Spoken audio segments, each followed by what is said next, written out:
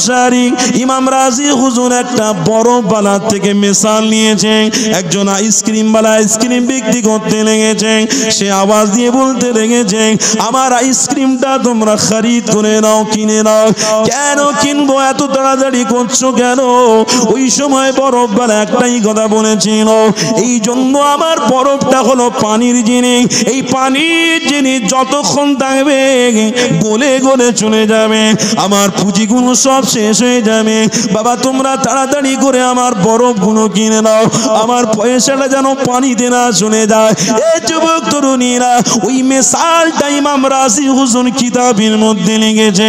মানুষের সময় বরফের মতন চলে যাবে, এক সেকেন্ডের মূল্য মানুষের কাছে অনেক, এক মিনিটের মূল্য মানুষের কাছে অনেক।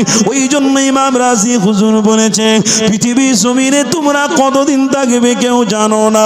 পবিত্র কোরআনের মধ্যেও রয়েছে, এ যুবক, তাবারাকাল্লাযী বিয়াদিহিল মুলক ওয়া হুয়া আলা কুল্লি শাইইন কাদির আল্লাযী খালাকাল মাউতা ওয়াল হায়াতা লিয়াবলুয়াকুম আইয়ুকুম আহসানু আমালা আল্লাযী খালাকাল মাউতা, অবশ্যই মৃত্যু আসবে তোমাদের, এতে কোনো সন্দেহ নাই। ওয়াল হায়াতা, যতদিন বেঁচে থাকবে তোমরা নিয়তটাকে পাকা করো, আল্লাহ তার রাসূলকে মজবুত করে ধরো। যদি তোমরা ধরতে পারো, আমি নবী তোমাদের জন্য শাফাআতকারী হয়ে যাব। বাপেরা, নওজোয়ান তরুণেরা, তাহলে আসেন একটু কোরআন দিয়ে আলোচনা করি, কোরআন হাদিসের বাইরে নয়। কেননা নবী দয়ান নবী আমার আজ থেকে 1000 বছর আগে আপনার আমার জন্য কি মেসেজ দিয়েছিল, ওটাই লক্ষ্য করা দরকার। এ যুবক তরুণীরা, আল্লাহ নবী নবী দয়া নবী আমার আজ থেকে 1000 বছর আগে সাহাবাদের ঘরে সাবধান করে দিয়েছিলেন, বাবা সাহাবারা, আমি নবী তোমাদেরকে জানিয়ে দিলাম, খবরদার তোমরা ওই কাজ কোনোদিন করো না, যে কাজ করলে আল্লাহ নারাজ হবে, আমি হাবিব আমার কথাটাকে অমান্য করা হবে। খবরদার তোমরা ওই কাজটা করো না, ওই কাজ যদি করো তাহলে আল্লাহর পক্ষ থেকে তোমাদের উপরে বড় বড় ছোট ছোট আযাব দেওয়া হবে। অতএব ওই কাজ থেকে তোমরা বাঁচো। আমার নবী পাকের সাহাবারা সবাই এক বাক্যে বলেছিলেন, ইয়া রাসূলুল্লাহ হাবিবাল্লাহ, হুজুর আপনার কথা আজ থেকে আমরা আর কোনোদিন অমান্য করব না।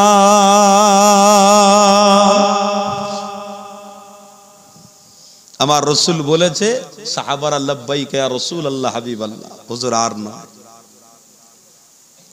অন্যায় হয়ে গেছে, ভুল হয়ে গেছে, আমার রাসূলের দরবারে এসে সংশোধন হয়ে গেছে। জোরে বলুন সুবহানাল্লাহ। কিন্তু আজকের সময়ে অনেক মাহফিল, অনেক ওয়াজ নসিহতের আলেম উলামারা আছে, ওই সংশোধন হওয়ার মাজলিস আল্লাহ কপালে জোটায়, কিন্তু সবাই আসে যে যা ধান্দায় আসে, কেউ তওবা নিয়েতে আসে, কেউ আবার মাহফিলে ওয়াজ ইমাম সাহেব যে বক্তব্য দেয় বা উলামারা আওয়াজ দেয় বক্তব্য দেয়, আলোচনা করে, ওই আলোচনাকে শোনার জন্য আসে, শুধু শোনার জন্য, আমল করার জন্য নয়।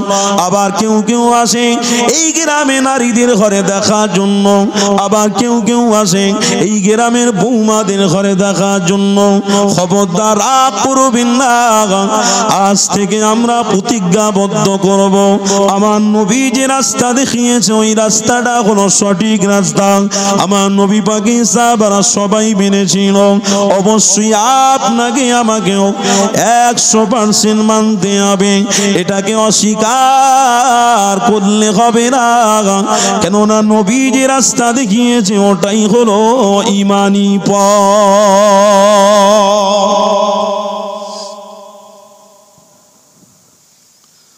অথচ ঈমানি পথ আমরা পাওয়ার পরেও আমরা দুঃখিত, অনেকের মন খারাপ হয়, অনেকের কষ্ট হয়।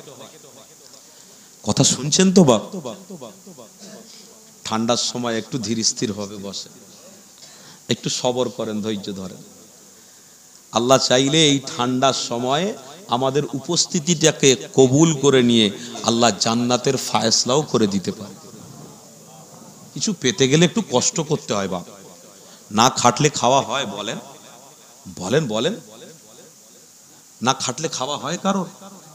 কেউ পেশায় ব্যবসা, কেউ পেশায় দোকানদার, কেউ পেশায় রাজমিস্ত্রি, কেউ পেশায় ব্যবসায়ী, কেউ পেশায় ভ্যানওয়ালা, কেউ পেশায় আবার দোকানদার, কেউ এটা বেচে ওটা বেচে, কিছু না কিছু আমরা করে খাই। কেউ পেশায় চাকরিজীবী। খাটতে তো হয়, বলেন কেন খাটি? আমার বাচ্চা, আমার বিবি শান্তিতে থাকার জন্য, আমার ছেলেকে শিক্ষিত বানাবার জন্য আমরা পরিশ্রম করি। ও যুবক, ওটা তো দুনিয়ার পেটের মশলা ছিল, ওটা তো দুনিয়ার ব্যাপার ছিল, কিন্তু আজকে তো আপনি বসেছেন শুধু দুনিয়ার নয়, ও সালাসাতুন, তিনটে জায়গা আল্লাহ কামিয়াবি করবে। একটু ধৈর্য ধরতে হয়। এই জায়গায় যে ধৈর্য ধরবে, নবী বলেছে সে আল্লাহকে খুশি করে বাড়ি ফিরবে। আর এ জায়গায় যে ধৈর্য হারাবে, আল্লাহ নবী বলেছে সে শয়তানকে খুশি করে বাড়ি ফিরবে।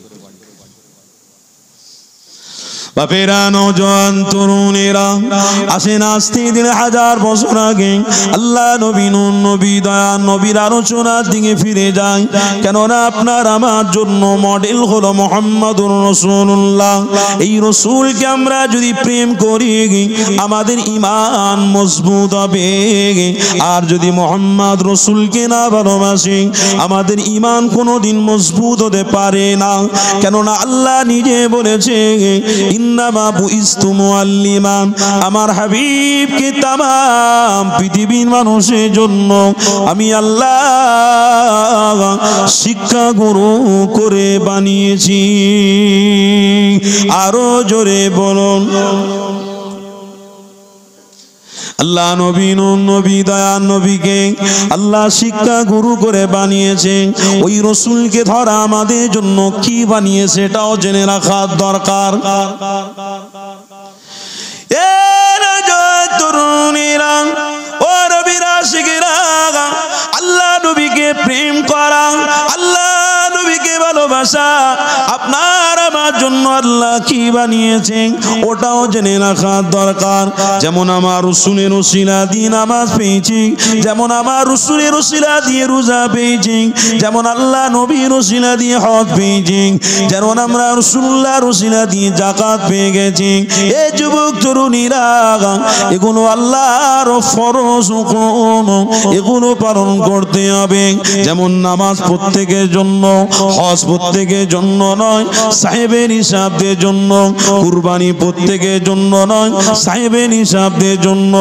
তদরূপ আমার রাসূলুল্লাহকে প্রেম করা, আপনার আমার জন্য আল্লাহ কি বানিয়েছে এটাও জেনে রাখো। এই যুবক তরুণীরা, আমার রাসূলুল্লাহকে প্রেম করা, এটা আপনার আমার জন্য আল্লাহ তেমনি ফরজ বানিয়েছে। আরো জোরে বলো, এই যুবক তরুণীরা, তাহলে এখানে বোঝা গেল আল্লাহ নবী, নূর নবীকে ভালোবাসা এটা আমার আপনার জন্য আল্লাহ ফরজ বানিয়ে দিয়েছে। আল্লাহ নবীকে প্রেম করতে হবে, আমার রাসূল ছাড়া আমল করলে হবে না। নবী আমার যে রাস্তা দেখিয়েছে, ওই রাস্তার উপরে আমাকে আপনাকে চলতে হবে, না হয় আমাদের জীবন কোনোদিন সফলতা বা কামিয়াবি হতে পারে না। তাহলে আমাদেরকে মানতে হবে আল্লাহ নবী বারহাক সত্য, আল্লাহ নবী ছাড়া আমাদের কোনো গতি না। এটা আমায় আপনার বিশ্বাস করতে হবে, আমায় আপনার মানতে হবে। সেই জন্য আল্লাহ নবীকে আল্লাহ তামাম পৃথিবীর মানুষের জন্য শিক্ষা গুরু বানিয়েছে। এ যুবকেরা, তরুণীরা, আমার রাসূলুল্লাহকে ধরো, কামিয়াবি হবে। কিন্তু আজকে সমাজে এই সমস্ত ছেলেরা আমার রাসূলুল্লাহকে ছেড়ে দিয়ে আরো কাউকে মডেল হিসেবে মেনেছে। এই যুবকেরা, তরুণীরা, বললে হয়তো বড় কথা হয়ে যাবে, কিন্তু বলার দরকার আছে শুনে রেখে দেন। আজ থেকে কিছুদিন আগে একজন উঠে দাঁড়িয়ে বলতে লেগেছে, সমাজের মানুষকে বোঝাতে লেগেছে যে যে বাড়িতে বিয়ে বাড়িতে গান বাজনা হবে না, ওই বিয়ে বাড়িটা হলো হারাম হারাম হারাম। যে বিয়ে বাড়িতে গান বাজনা হবে ওই বিয়ে বাড়িটা হলো জায়েজ। জোরে বলুন নাউযুবিল্লাহ, আরো জোরে বলুন। আজকের ওই কথাটা বলাতে অনেকে তার পক্ষপাতী নিয়ে ফেলেছে। এ যুবকেরা, এই রকম এখনকার সময়ে দেখে হাজার হাজার নজির পাওয়া যাচ্ছে। কেউ আবার দাড়ি পরা খা টুপি পরা ব্যক্তি উঠে দাঁড়িয়ে সমাজের মানুষের কাছে বলতে লেগেছে যে বেতার নামাজে দোয়া কোনোটা শুধু পড়লে হবে না, 5 ওয়াক্ত নামাজে দোয়া কোনোটা পড়া হলো শর্ত। জোরে বলুন নাউযুবিল্লাহ। এক ওয়াক্তে নামাজে বেতার নামাজ শুধু আমরা বেতার নামাজে দোয়া কোনোটা পড়ে থাকি, 5 ওয়াক্তে নামাজে দোয়া কোনোদের ব্যাপার আমাদের কাছে এসে গেল। এ কেমন মসলা, এ কেমন সিদ্ধান্ত, এ কেমন পরিবেশ তৈরি হয়ে গেল। এ যুবকেরা তরুণেরা, এটার বিষয়ে আমরা আজ গভীরভাবে মনোভাব দিতে পারিনি। এ যুবক তরুণীরা, তাই আজকে সমাজেতে আবারও মুহাম্মদ রাসূলকে ভালোবাসা, এটা আবার পুনরায় আপনাকে আমাকে আনতে হবে। আরো জোরে বলুন। পুনরায় আবার মুহাম্মদ রাসূলের ওই দেখানোর রাস্তাতে ফিরে আসতে হবে। কি গো বাপেরা, বলুন ফিরে আসবেন না আসবেন না? বলুন, দূরে বসে আছেন, ফিরে আসবেন না আসবেন না? বলুন হ্যাঁ না বলো। নাকি বলছেন আপনারা যে হুজুর আসি তো আবার ফিরে আসবো কি? আমি বলছি নেই, সব এদিক ওদিক হয়ে গেছেন আপনার। যদি বলেন কেন, হুজুর নামাজ তো পড়ছি। আপনারা রাগ করবেন না, আজকের মেম্বারে রসুলে বসার সুযোগ আপনারাই করে দিয়েছেন। আল্লাহর মদদ ছিল আর আপনাদের সহযোগিতা ছিল, এসে বসেছি। আর আপনারা যে জায়গায় বসেছেন, আপনারা রাগ করলে হবে না, ও জায়গাও বড় মূল্যবান জায়গা। ও জায়গা কি? সাহাবায়ে রসুল। জোরে বলুন সুবহানাল্লাহ। এতে রাগ করলে হবে না, আজকের কথাটাকে একটু গুরুত্ব দিতে হবে। যদি বলেন হুজুর নামাজ তো পড়ছি, আমরা রসুলের পক্ষে আছি। এই ছেলেরা কোথায় যাচ্ছ? বসো, ভিতরে বসো, তোমাদেরকে আজকে ধরবো আমি। বসো, জলে বলো হুজুর নামাজ তো পড়ছি, আছি তো আমরা। হ্যাঁ, এইখানে এত মানুষ বসে আছেন, ভালো করে বলবেন। নামাজ পড়ে বের হয়ে এসে হালালের দিকে কারা কারা থাকেন বলেন? আমরা হালালের দিকে থাকি। নামাজ পড়ে বের হয়ে এসে কে কে গাল দেয় না বলেন? নামাজ পড়ে বের হয়ে এসে কে বিবিকে গাল দেয় না বলেন? নামাজ পড়ে বের হয়ে এসে কে বাড়িতে সমাজের মানুষকে বড় ছোট কথা বলে না বলেন? 100টার মধ্যে মিনিমাম না হলেও 10টা পাওয়া যাবে। কি গো বলেন না গো? 10টা পাওয়া যাবে। নামাজ পড়ে এসেই গাল দিচ্ছে, নামাজ পড়ে এসেই চিন্তা ভাবনা করছে ও কি করে বড় লোক হচ্ছে, ও জমিটা কি করে দখল করে নেওয়া যাবে। রাগ করবেন না বলুন। তাহলে আপনি বলুন কি করে আপনার রসুলের পক্ষে আছেন? আপনার হাবিবের পক্ষে আপনি কি করে আছেন? কোনোদিন না। আজকের আমরা নামাজি বলে দাবি করি, মসজিদ ভর্তি নামাজি মুসাল্লি, মাশাআল্লাহ, খুব ভালো কথা। কি গো নামাজ পড়া ভালো না খারাপ? ভালো কাজ না? মুসাল্লি ভর্তি মসজিদ, আলহামদুলিল্লাহ। কিন্তু আবার ওই ছেলেরা বাইরে বের হয়ে এসে, এই 1 জানুয়ারি গেল, 1 জানুয়ারিতে বড় বড় বক্স, কাউকে চাঁদা তুলতে কথা বলতে হয়নি, ওসব নিজেরা গ্রুপ করে নিজেরা চাঁদা তুলে বড় বড় বক্স লাগিয়ে হারাম জিনিসটাকে গাড়ির এক জায়গায় কোণে লুকিয়ে রেখে সব চাপা দিয়ে ভালো করে গুছিয়ে গাছে চপ পিকনিক করে আসি। তাহলে আরে করছি বেরোচ্ছি সকাল সকাল, জোরে নামাজটা পড়, থাক না, কাজার ব্যবস্থা আছে তো পড়ে নেবো, চিন্তা কিসে? তাহলে আপনি বলুন কি করে আপনার রসুলের পক্ষে থাকলেন? এই যেন দুমুখো সাপের মতন হয়ে যাচ্ছে না? একবার এদিকে চুমো মারবো, একবার মাহফিলে এসে বসবো, আবার বাইরে গিয়ে ওই কাজটা করব যে কাজটার বিরোধী আমার রসুল ছিল। কি করে সমাজের মানুষ ভালো হবে? কেউ ভালো করতে পারবে না। কেন? আপ ভালো তো জগৎ ভালো। নিজে পরিবর্তন হওয়ার জন্য আল্লাহর কাছে সাহায্য চাইতে হবে। আর আপনি যদি নিজে পরিবর্তন না হন, আপনাকে কে পরিবর্তন করবে? আপনি যদি মাহফিলে না আসেন, আপনি মনে করেন যে আমার গুনাহ হয়েছে, মাহফিলে যেতে হবে, একটু তওবার সুযোগ পেয়েছি, তওবা করতে হবে, মাহফিলে যাওয়ার আমার ইমানি দায়িত্ব, যেতে হবে। মাইকের আওয়াজও শুনছেন, সব শুনছেন, কিন্তু জোর করে আপনি আসলেন না। আপনার কেউ আনতে পারবে? কথা বলেন না, কেউ আনতে পারবে? আরে আমি যাবনি ভাই, আমি বলে দিয়েছি যাবনি, তোমরা যাও না, তোমাদের গুনাহ হয়েছে, তোমরা যাও না। আমার গুনাহ হয়নি, আমি আলহামদুলিল্লাহ ভালো নেককার বান্দা, আমার কোনো গুনাহ নেই জীবনে, আমার কিচ্ছু নেই। বাহ, খুব ভালো। কেউ আনতে পারবে? পারবেন। তাহলে আজ আপনারা চিন্তা করে বলুন, নামাজ পড়ে বেরিয়ে এসে সেই সব ছেলেরা আবার কি করে ওই হারাম কাজটা করতে পারে? আর আপনারা বলছেন আমরা রসুলের পক্ষে রয়েছি, কি করে হতে পারে? কোন দিনের জন্য নয়, আল্লাহ নবী দয়া নবীর পক্ষপাতী হতে গেলে আপনাকে ইখলাসুন নিয়াত করতে হবে। এ যুবক তরুণীরা, আল্লাহ নবীর আশিকরা প্রেমিকরা শুনে রেখে দাও, বুখারী শরীফের হাদিস রয়েছে, ইন্নামাল আমালু বিন্নিয়াত, তোমরা নিয়তটাকে পাকা করো, কেননা নিয়ত যার পাকা থাকবে আল্লাহর পক্ষ থেকে ফয়সালা হবে, যেমন নিয়ত হবে তেমন ফয়সালা হবে।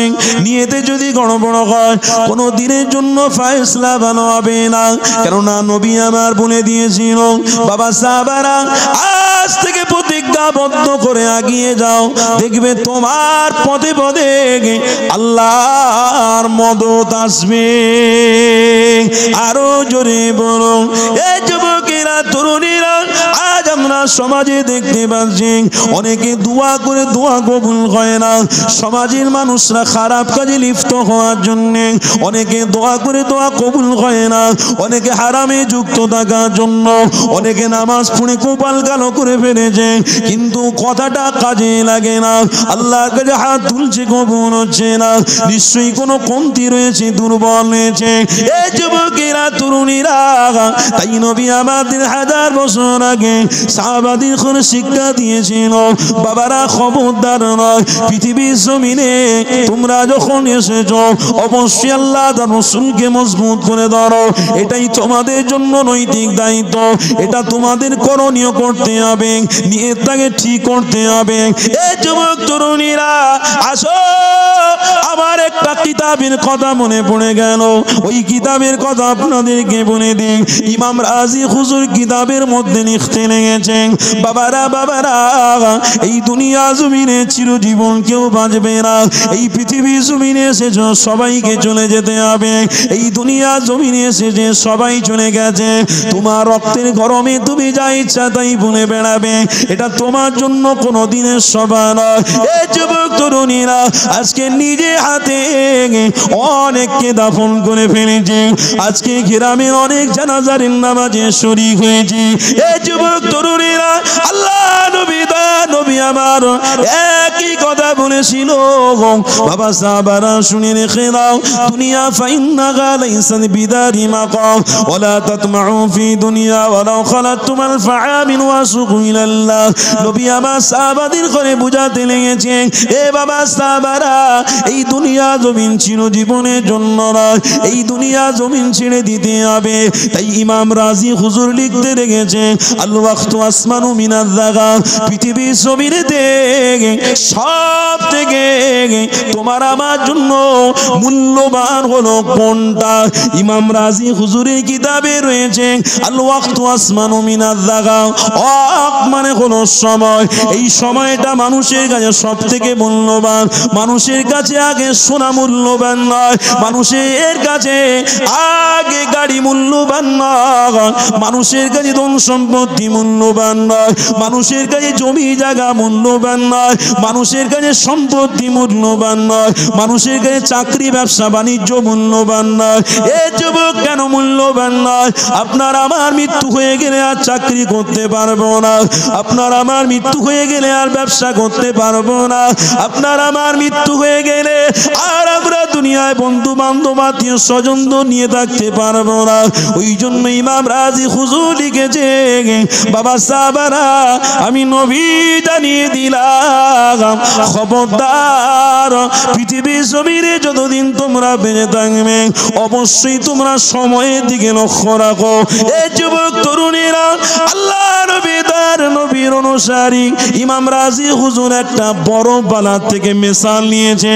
একজন আইসক্রিম বালা আইসক্রিম বিক্রি করতে লেগেছে, সে আওয়াজ দিয়ে বলতে লেগেছে, আমার আইসক্রিমটা তোমরা খরিদ করে নাও, কিনে নাও। কেন কিনবো, এত তাড়াতাড়ি করছো কেন?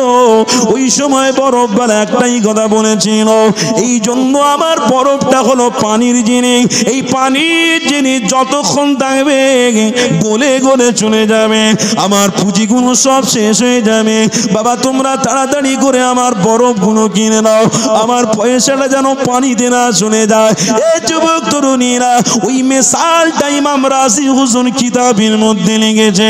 মানুষের সময় বরফের মতন চলে যাবে, এক সেকেন্ডের মূল্য মানুষের কাছে অনেক, এক মিনিটের মূল্য মানুষের কাছে অনেক। ওই জন্য ইমাম রাজি হুজুর বলেছে, পৃথিবীর জমিনে তোমরা কতদিন থাকবে কেউ জানো না। পবিত্র কোরআনের মধ্যেও রয়েছে, এ যুবক তাবারাকাল্লাযী বিয়াদিহিল মুলক ওয়া হুয়া আলা কুল্লি শাইইন কাদির আল্লাযী খালাকাল মাউতা ওয়াল হায়াতা লিয়াবলুয়াকুম আইয়ুকুম আহসানু আমালা আল্লাযী খালাকাল মাউতা, অবশ্যই মৃত্যু আসবে তোমাদের, এতে কোনো সন্দেহ নাই। ওয়াল হায়াতা, যতদিন বেঁচে থাকবে তোমরা নিয়তটাকে পাকা করো, আল্লাহ তার রাসূলকে মজবুত করে ধরো। যদি তোমরা ধরতে পারো, আমি নবী তোমাদের জন্য শাফাআতকারী হয়ে যাব। আরো জোরে কথা বুঝতে পাচ্ছেন তো নাকি? বলুন, ওয়াজাবাত লাহু শাফাআতি, সহিহ বুখারী শরীফের হাদিসের কথা বলছি, শুনছেন তো? শাফাআত কে করবে? বলুন বলুন, কে করবে? মুহাম্মাদুর নাম বলুন না, মুহাম্মাদুর রাসূলুল্লাহ সাল্লাল্লাহু তাআলা আলাইহি ওয়াসাল্লাম। ও যুবক, আল্লাহর নবী নাম নিতে কি ভয় পাচ্ছে, কষ্ট হচ্ছে? কিছু গন্ডগোল হচ্ছে, বা কিছু না কিছু তো সমস্যার মধ্যে আছে, না হয় এত দুর্বল হবে কেন?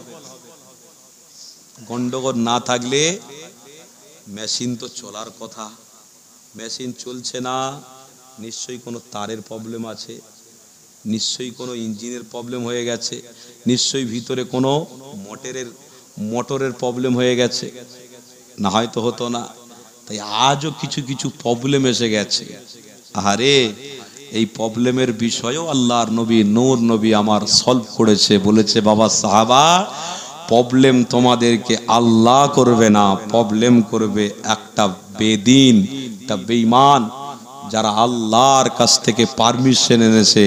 আপনার বান্দাদেরকে আমি হেদায়েতের রাস্তা থেকে, আপনার বান্দাদেরকে আমি নামাজ রোজা হজ থেকে গাফিল করে দেখাবো। আল্লাহ ও শক্তি দাও।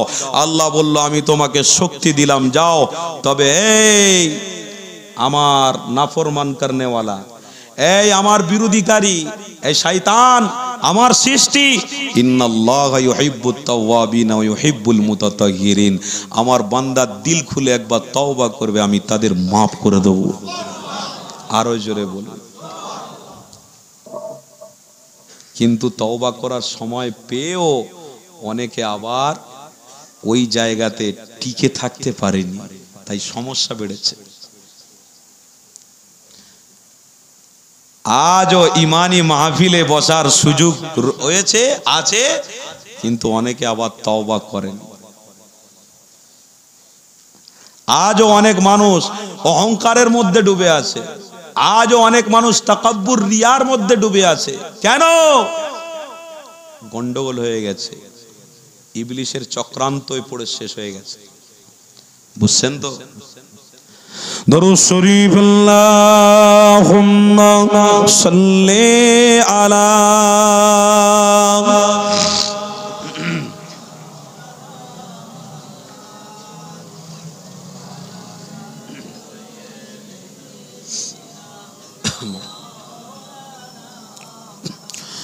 छोड़ फिक्र दुनिया की चल मदीने चलते गए। जोड़े बोलूं ना सुभान अल्लाह। छोड़ फिक्र दुनिया की चल मदीने चलते गए। मुस्तफा गुलामों को किस्मतें बदलते गए। तो मोहब्बत হবে না? रहमतों की चादर के सर पे सागे चलते गए। रहमतों की चादर के सर पे सागे चलते गए। मुस्तफा की दीवाने घर से जब वो निकलते गए। छोड़ फिक्र दुनिया की चल मदीने चलते गए। मुस्तफा गुलामों को किस्मतें बदलते गए। छोड़ फिक्र दुनिया की अल्लाहुम्मा सल्ले अला।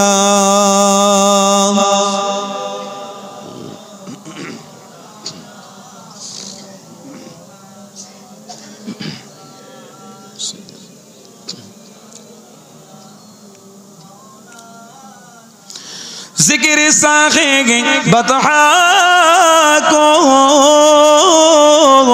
रीत अब बना लीजिए। जिक्र साखे बतहा को रीत अब बना लीजिए। ए ओ जिक्र है जैसे गम खुशी में ढलते गए। হবে না? छोड़ फिक्र दुनिया की चल मदीने चलते गए। मुस्तफा गुलामों को किस्मतें बदलते गए। छोड़ फिक्र दुनिया की नक्शे कर लेंगे सीने पर नाम सरबरेदी का। नक्शे कर ले सीने पर नाम सरबरेदी का। ए ओ नाम है जैसे सब आजाब टलते हैं। হবে না? নবীর নামের ওসিলায় বড় বড় আযাব ছোট ছোট আযাবকে আল্লাহ দূরে সরিয়ে দেয়। জোরে বলুন বলুন বলুন। छोड़ फिक्र दुनिया की चल मदीने चलते गए। मुस्तफा गुलामों को किस्मतें बदलते गए। छोड़ फिक्र दुनिया की अल्लाहुम्मा सल्ले अला।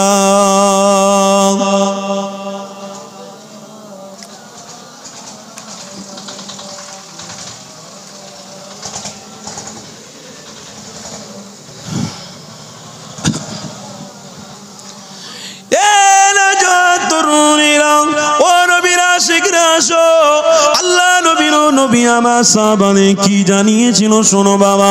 নবী আমার সাহাবাদের জানিয়েছিল খবরদার তোমরা তওবা করো, নিয়তটা পাকা করো, তবেই তোমাদের জীবনের গুনাহগুলোকে আল্লাহ ক্ষমা করে দেবে, না তোমাদের জীবনের গুনাহকে মাফ হবে না। কেন তোমরা অহংকারী হলে আল্লাহ তোমাদের গুনাহকে মাফ করবে না, তোমরা তাকাব্বুরি হলে আল্লাহ ক্ষমা করবে না। এই যুবক তরুণীরা আজকে সমাজে ছেলেদের ঘরে দেখতে পাওয়া যায় ছেলেরা অহংকারী করে ফেলেছে, তাকাব্বুরি করে ফেলেছে। যদি আল্লাহর ভয় থাকতো এই মাহফিল তারা ছাড়তো না, এই মাহফিলকে তারা প্রাধান্য দিত। আজকে ছেলেরা মাহফিলকে প্রাধান্য দিচ্ছে না কেন? এখন দলে দলে সবাই ঈমান আনতে লেগেছে, কিন্তু ইসলাম এবং দ্বীনের ভক্তিকারী মানুষের সংখ্যা কমতে লেগেছে। এই যুবক তরুণীরা আজ আমাদের ভিতরে আল্লাহর ভয় নাই বলে আজ আমরা লাঞ্ছিত অপমানিত হতে লেগেছে। আপনারা আমাকে যদি প্রশ্ন করেন হুজুর আবার কি করে আল্লাহকে ভয় করব, এই যুবক তরুণীরা শুনে রেখে দাও, ভয় করার মতো করো। কেননা নবী আমার যেমন ভয় দেখিয়েছিল, ওই ভয় দেখানোটা আমার আল্লাহর পক্ষ থেকে নবীকে দেওয়া মেসেজ ছিল। ভয় দেখানোর মতো দেখাও, কেননা বান্দা দুনিয়ার মায়ায় যেন না পড়ে যায়। এই দুনিয়া জালে যদি পড়ে গিয়ে আমি আল্লাহ মাকে আমার রাসূলকে যদি ভুলে যায়, তাহলে তাদের জন্য আমি কি আযাব রেখেছি। ফি নারি জাহান্নাম খালিদিনা ফিহা আবাদা। আমার হাবিব জানিয়ে দিল বাবা সাহাবারা, তোমাদের জন্য ফি নারি জাহান্নামি আযাব রয়েছে, ওই জাহান্নাম থেকে তোমরা মুক্তি কোনোদিন পাবে না। এই যুবক তরুণীরা তাই তো আল্লাহ নবীর কথাটা আজকে সত্য হতে লেগেছে। নবী আমার সাহাবাদের বলেছিল বাবা সাহাবারা তোমাদের মধ্যে অহংকার রয়েছে নাকি? আল্লাহ নবী সাহাবারা বলেছিল না আমি ইয়া রাসূলুল্লাহ হাবিবাল্লাহ, আমাদের মধ্যে কারোর অহংকার নেই। আমার নবী পাক বলেছিল তোমাদের মধ্যে রিয়া আছে নাকি? না আমি ইয়া রাসূলুল্লাহ হাবিবাল্লাহ, আমাদের কারোর মধ্যে রিয়া নেই। আমার রাসূলুল্লাহ বলেছিল তোমাদের কারোর মধ্যে হিংসা আছে নাকি বলো। আল্লাহ নবী জানাতে লেগেছে, নবী পাকে সাহাবারা সবাই দাঁড়িয়ে আল্লাহ নবীকে বলেছিল না আমি ইয়া রাসূলুল্লাহ হাবিবাল্লাহ, আমাদের কারোর মধ্যে হিংসা নেই। আল্লাহ নবী একজন সাহাবীকে উঠে দাঁড়াতে বললেন, নবীর একজন সাহাবী দাঁড়িয়ে গেল।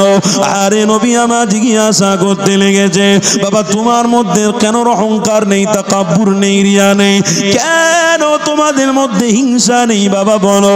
আব্দুল্লাহ হুজুর আমার ওই সময় আমার নবী পাককে বলেছিল ইয়া রাসূলুল্লাহ হাবিবাল্লাহ, আপনার চেহারা দেখলে আমাদের রিয়া চলে যায়, আপনার চেহারার দিকে তাকালে আমার হিংসা ভুলে যায়, আপনার চেহারার দিকে তাকালে আমরা বিদ্বেষ করতে পারি না। কেন বাবা? আল্লাহ নবী সাহাবারা বলেছিল ইয়া রাসূলুল্লাহ হাবিবাল্লাহ, হুজুর আপনার দরবারটা হলো আমাদের জান ঠান্ডা করা দরবার। আরো জোরে বলুন যুবক তরুণীরা আব্বারা মায়েরা ও আমার রাসূলুল্লাহ দিওয়ানারা শোনো, আজও সেই দরবার রয়েছে, আজও সেই সিস্টেম রয়েছে। এ যুবক ওই সিস্টেমে তোমরা আসলে তবেই তো রহমত পাবে, না হয় তোমরা রহমত থেকে বঞ্চিত হয়ে যাবে। এই জায়গাটা হলো রহমতের জায়গা, এই জায়গা হলো হিংসা ভুলে যাওয়ার জায়গা, এই জায়গা হলো বিদ্বেষ ভুলে যাওয়ার জায়গা, এই জায়গা হলো আল্লাহ তার রাসূলকে পাওয়ার জায়গা। এই জায়গায় তুমি যদি না আসো তাহলে তোমার হিংসা রয়েছে, এই জায়গায় তুমি যদি না আসো তাহলে তোমার বিদ্বেষ রয়েছে। এই যুবকেরা তরুণীরা তাই আপনাদের ঘরে জানিয়ে দিই খবরদার, এই কাজটা যেমন আমার রাসূলুল্লাহ সাহাবারা দাঁড়িয়ে আমার রাসূলকে বলেছিল আপনার দরবারে আসলে আমরা হিংসা ভুলে যাই, আপনার দরবারে আসলে আমরা সব কিছু ভুলে যাই, শুধু আপনার চেহারা দেখলে আমাদের জান ঠান্ডা হয়ে যায়। এই যুবকেরা তরুণীরা আজও সেই দরবার চলছে, সেই রাস্তা চলছে।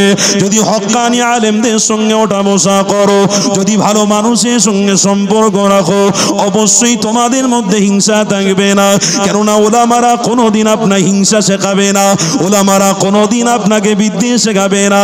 এই যুবক তরুণীরা আজ সমাজের মানুষগুলো পয়সার দিকে লক্ষ্য করে আজ সমাজের মানুষগুলো পয়সা লোভী হয়ে গিয়ে আজ ওলামাদের সঙ্গে ওঠা বসা করতে ভুলে গেছে।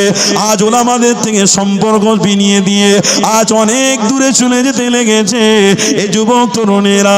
তাই আমার মনে পড়ে গেল এই পশ্চিম বাংলা যিনি অবদান তৈরি করেছিল, এই পশ্চিম বাংলায় যেনার ভূমিকা অনেক ছিল, তিনি অন্য কেউ না, তিনি হলেন আপনার আমার পীর আমিনের শরিয়ত কুতুবুল আলা মুসাদ্দিদুজ্জামান দাদা পীর রহমাতুল্লাহ আলাইহি। আর তেনার অবদান ভোলা যাবে না, কেননা পশ্চিম বাংলা জমিনে এশিয়া মহাদেশের বাইরেও এই যুবকেরা তরুণেরা পূর্ব ভারতেও আমার মুজাদ্দিদুজ্জামান আপনার আমার জন্য চিন্তা করেছিল, যেমন আমার রাসূল তার উম্মতের জন্য চিন্তা করেছিল। আমার নবীর একজন আশিক পশ্চিম বাংলায় ছিল আবু বকর সিদ্দিক আমার, তেমনি আপনার আমার জন্য চিন্তা করেছিল। কি চিন্তা? আবু বকর সিদ্দিক চেয়েছিল আমার প্রত্যেকটা ভক্ত মুনিদেরা আমার রাসূলুল্লাহর আশিক যেন হয়ে যায়, প্রত্যেকটা মানুষ যেন আল্লাহ তার রাসূলকে চিনে নেয়, তাহলে আমি আবু বকর ধন্য হয়ে যাব। কেননা আমার রাসূল আমাকে বলে দিয়েছে আবু বকর ওই রাস্তা ধরে রাখো যে রাস্তা আমি ধরিয়ে দিয়েছি। বাবা আবু বকর এই রাস্তায় তুমি চললে, তোমার ভক্ত মুরিদেরাও চললে, অবশ্যই আমি নবী পাক আমার সাথী হয়ে জান্নাতে যাবে। যুবক তরুণীরা ও রাসূলুল্লাহ দিওয়ানারা, আজকে সেই আবু বকর সিদ্দিককে ভুলে গেলাম, আজ তিনার অবদানকে ভুলতে বসেছি। আজ মুজাদ্দিদুজ্জামানকে অনেকে গালি দিতে লেগেছে।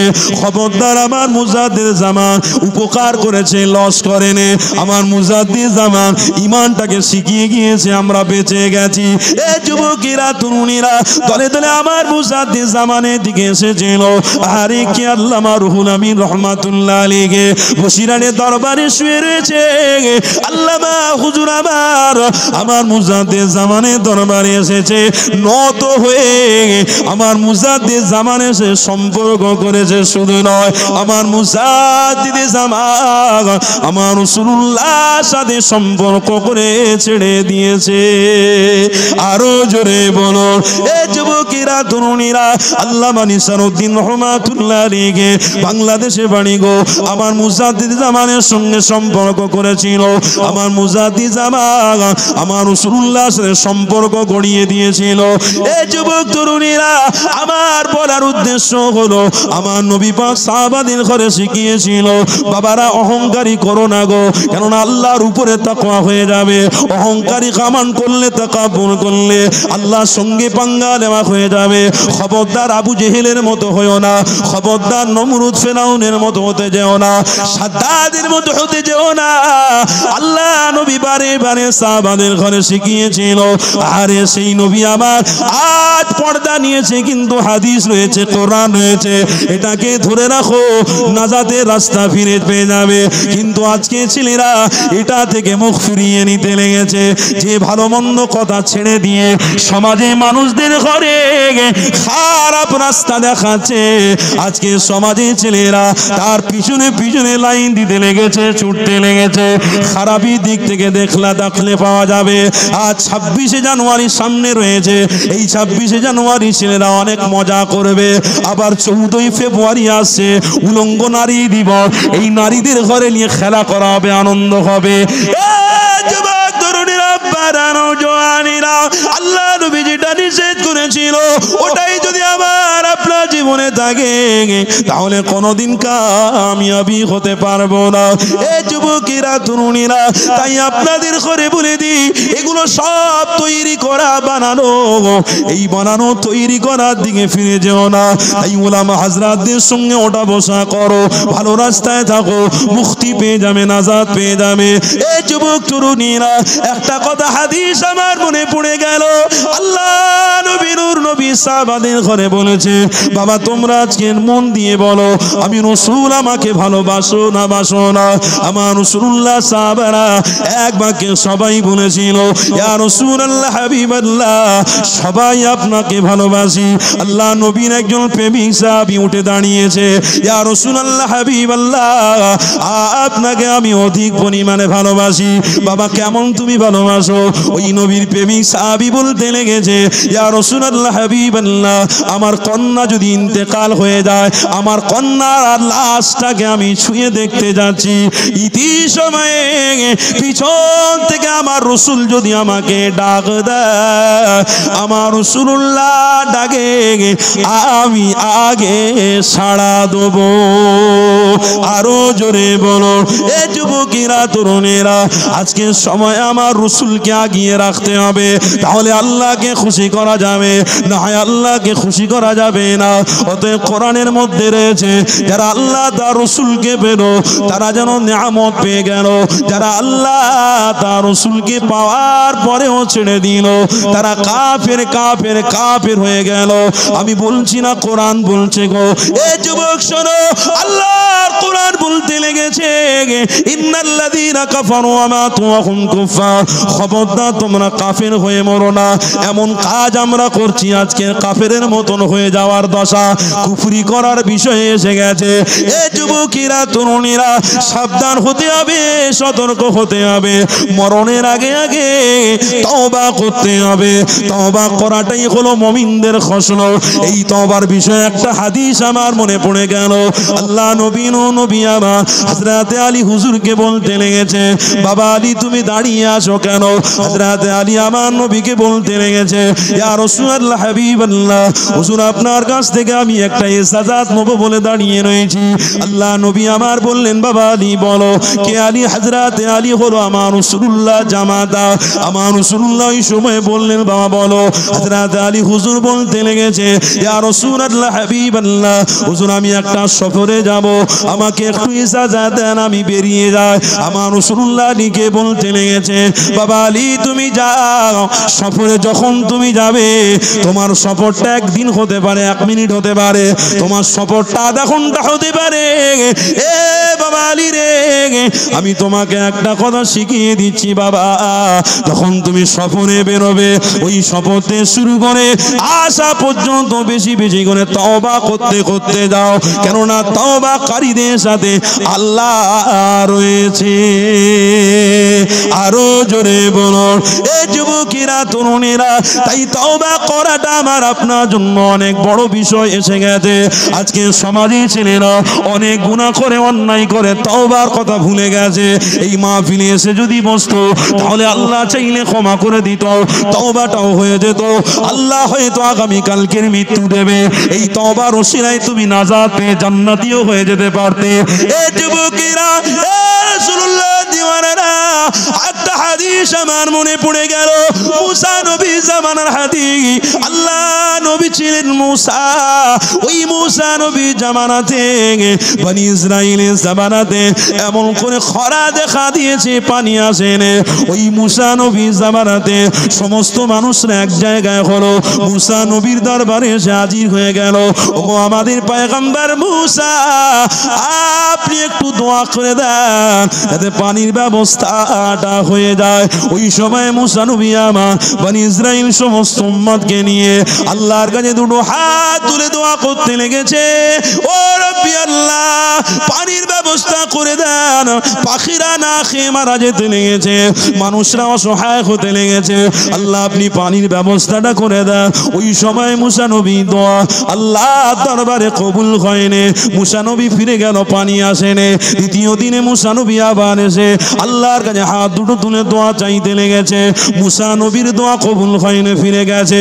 আবার তৃতীয় দিন মুসা নবী আমার আস্তে আস্তে করে এসে আল্লাহর কাছে হাত দুটো তুলে দোয়া চাইছে। সমস্ত হাজার হাজার মানুষগুলো আমার মুসা নবীর সাথে হাত তুলে দোয়া চাইছে, কিন্তু আল্লাহ দরবারে কবুল হয়নি। হঠাৎ করে মুসা নবী আমার আল্লাহর কাছে বলতে লেগেছে, ও রব্বি আল্লাহ, কেন আপনি আমার রব, আপনি আপনার পয়গম্বর, আমার দোয়াটা কেন কবুল হচ্ছে না? ওই সময় আমার রবের পক্ষ থেকে আওয়াজ এসেছিল, ওরে মুসা 41 বছরের একজন গুনাহগার এই মাহফিলে রয়েছে।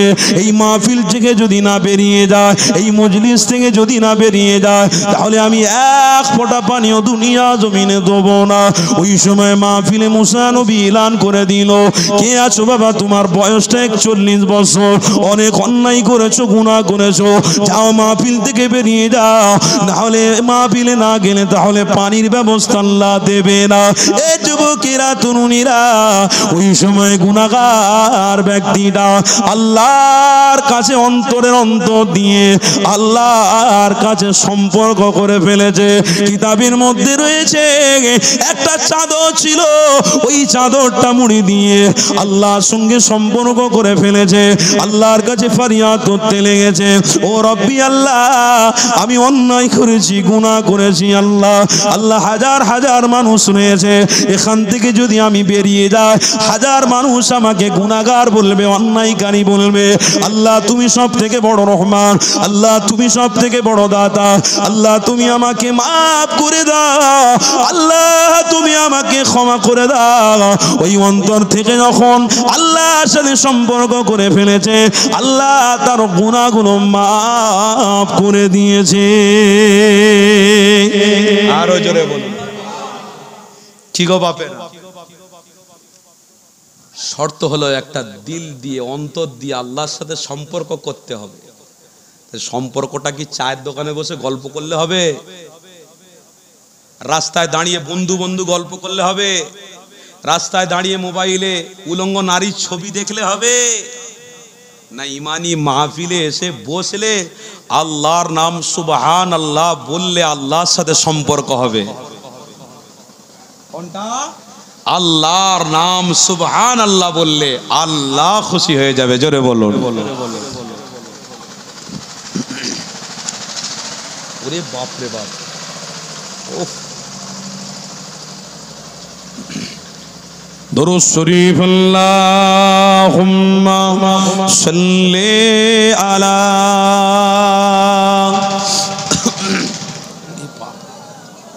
না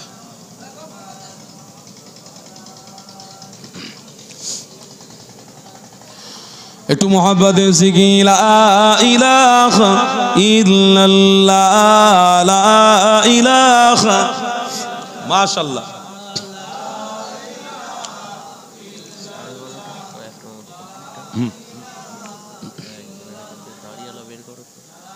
কেন দেখা দাও রাসূলুল্লাহ, তুমি কাঁদে আসি তোমার, আছো শুয়ে মদিনায়, তুমি ডেকে নাও রওজা তোমার। জোরে হবে না? নবী আশেকদের আওয়াজ একটু জোরে হবে না? সুবহানাল্লাহ। দেখা দাও রাসূলুল্লাহ, তুমি কাঁদে আসি তোমার, আছো শুয়ে মদিনায়, তুমি ডেকে নাও রওজা তোমার। রাসূলুল্লাহ, কি হবে উপায় আমার, রাসূলুল্লাহ, কি হবে উপায় আমার। আল্লাহুম্মা সাল্লি আলা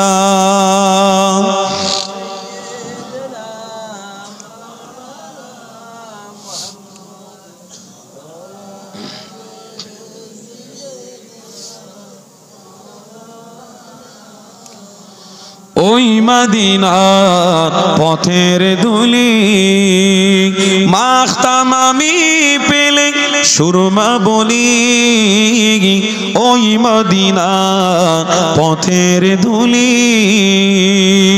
মাখতাম আমি পেলে সুরমা বলি, ফিরে পেত এই নয়নে নূরে ঘুমেরই আধার যেটা হবে না ডেকে নাও রওজা তোমার ডেকে নাও রওজা তোমার রাসূলুল্লাহ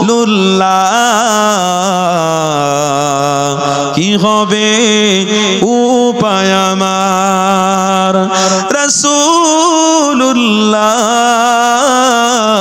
কি হবে উপায় আমায় দেখা দাও রাসূলুল্লাহ তুমি কাঁদে আসি তোমায় আছো শুয়ে মদিনায় তুমি ডেকে নাও রওজা তোমার আল্লাহুম্মা সাল্লি আলা